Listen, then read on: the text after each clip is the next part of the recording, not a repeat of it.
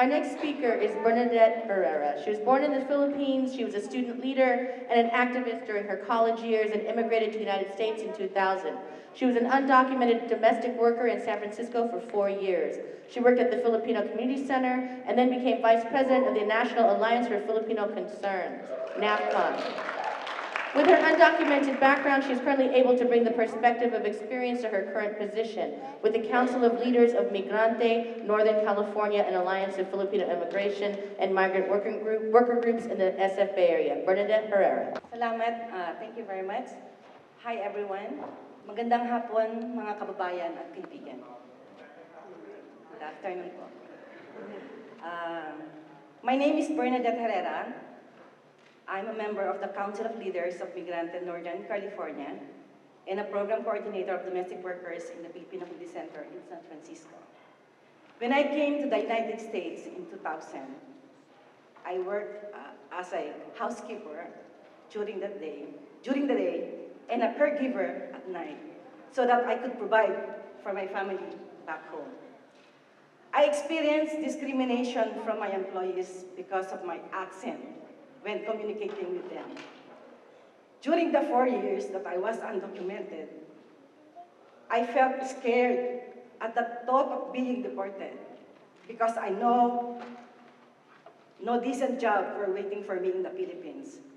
If I was deported, how could I give my 3 children a bright future? When I learned more about the plight of Filipino migrants workers in the Bay Area and in the United States, I also learned about the rich history of the Filipino migration to the United States, particularly those Filipinos who immigrated in the 1920s and 1930s, those who we call Manoms today. They left their motherland for better opportunities, but faced economic oppression, brutal working conditions, and racial conditions here in the United States. Just like those Filipinos, the Filipinos today face same condition in the Philippines. They face worsening poverty and rising unemployment. An equal relationship between the United States and the Philippines has also not changed. Currently, more than 6,000 Filipinos every day are forced to leave their motherland to provide for their families.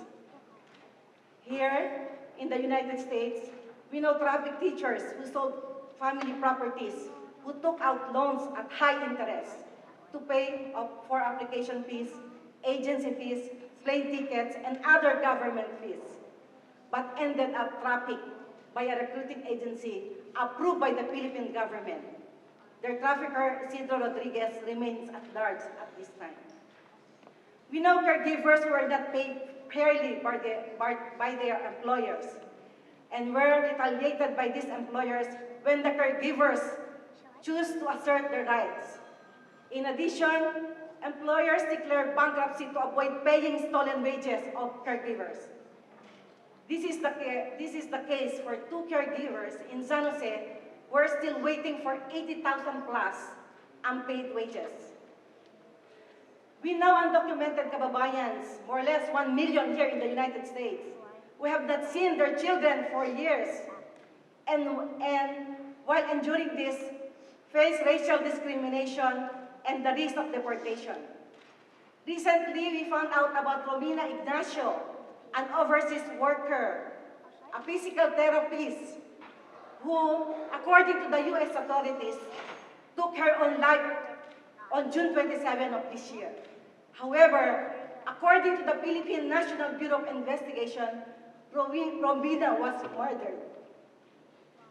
We still continue to fight for our kababayan, Mary Jane Veloso, a Filipino worker who was trafficked to Indonesia and was tricked to bringing drugs to the country. Because of the support of Migrante International, the Filipino people, and the international community, she was saved from being executed last April.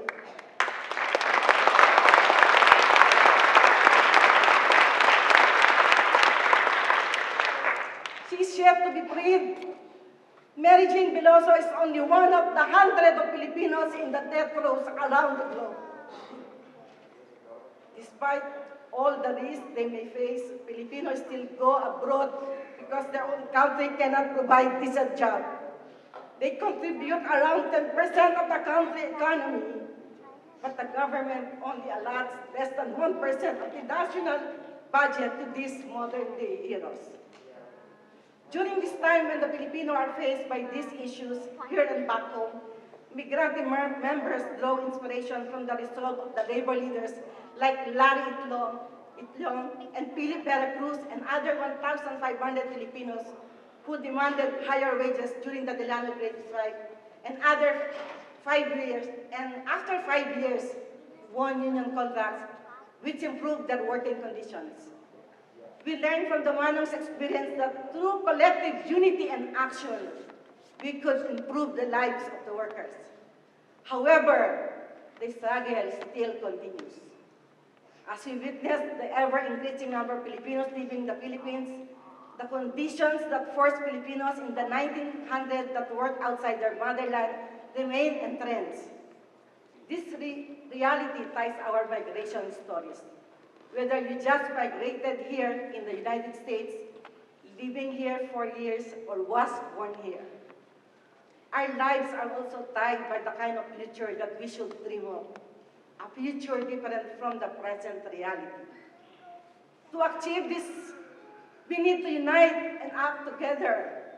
Let's struggle for a Philippines that allow genuine development and that resolve the centuries-old agrarian problem, so that Filipino families are not torn apart for the need to survive. Mabuhay ang sambayanang Pilipino.